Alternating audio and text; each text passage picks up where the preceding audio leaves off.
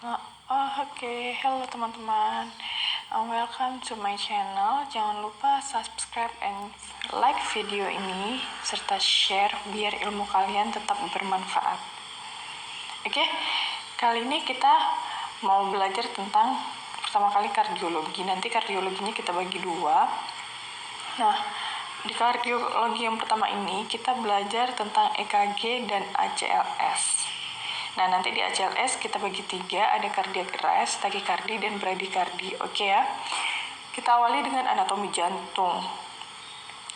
Jadi kita ketahui pembagian dari jantung itu terdiri dari atrium dan ventricle, ya kan?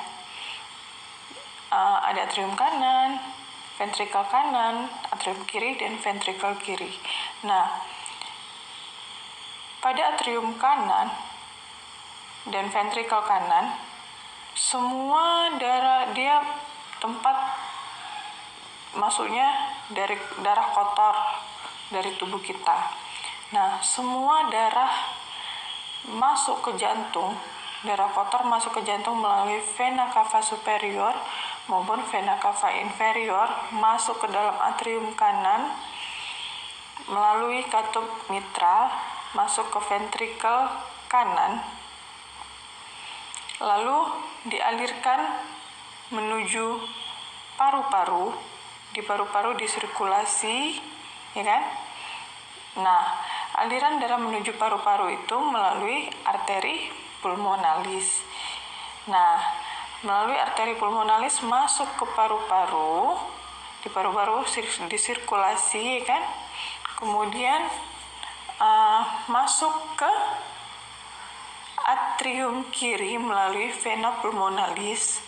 Dari atrium kiri dialirkan ke ventricle kiri melalui katup trikuspid, lalu masuk ke aorta dan dialirkan ke seluruh tubuh.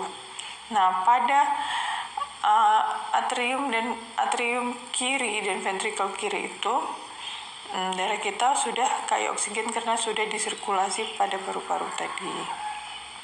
Nah, jadi nanti sering kita jumpai di soal katup-katup ini, katup mitral, katup trikuspid. Nah, nanti kita lihat contoh soalnya ya teman-teman.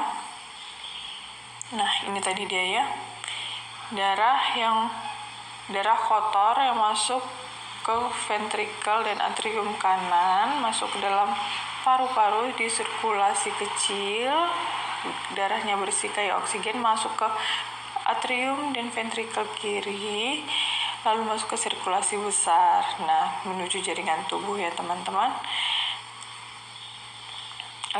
Sekarang kita belajar tentang penyadapan. Apa sih fungsi penyadapan ini? Nah, penyadapan ini sangat berfungsi untuk nanti kita menilai EKG. Kita tahu apakah di EKG itu nanti adakah kelainan pada ritme jantungnya.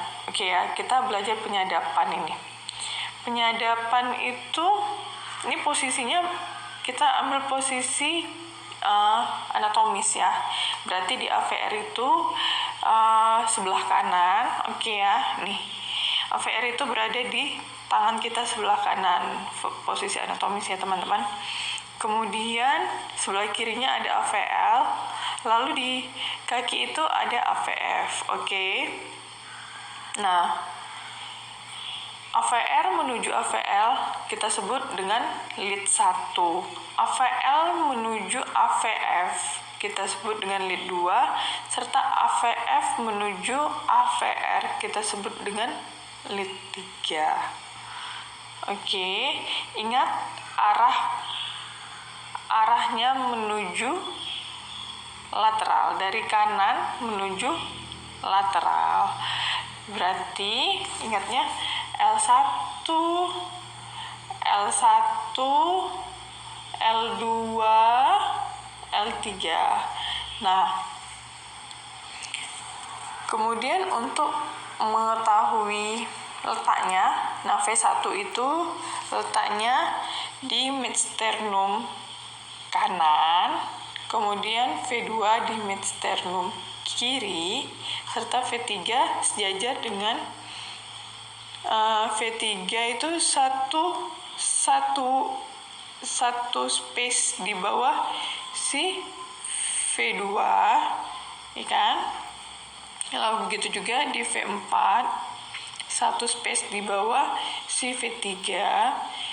Kemudian mulai arah ke V4-nya sejajar ke lateral lagi V4. Nah, baru V5, V6 dan AVL itu di bagian lateralnya jantung. Ya. Nih. V1, V2 letaknya di septum. Oke ya, kita lihat septum ya. V1, V2 letaknya di septum. V3, V4 letaknya di bagian anterior jantung. Oke, agak ke bawah sedikit kan. Nah, L1, AVL, V5 dan V6 itu letaknya di lateral jantung.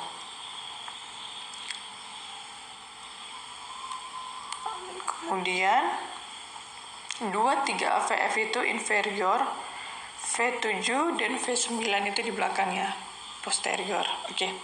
Untuk V1 dan V1 sampai V4 itu dia dipercabangi oleh pembuluh darah left artery dextra. Sementara L1, AVL, V5 dan V6 dia left circumflex artery ya. Nah, untuk 2, 3 AVF itu inferior, dia right circumflex artery, oke. Nah, kemudian kita belajar EKG. Nah, seperti kita ketahui ya, EKG itu cara membacanya melalui PQRST, ya kan? Mulai dari depolarisasi atrium ditandai dengan titik P, kemudian terjadi depolarisasi ventrikel, muatannya itu antara QRS, kemudian S sampai T itu terjadi repolarisasi ventrikel. Oke, kita lihat ke soal dulu ya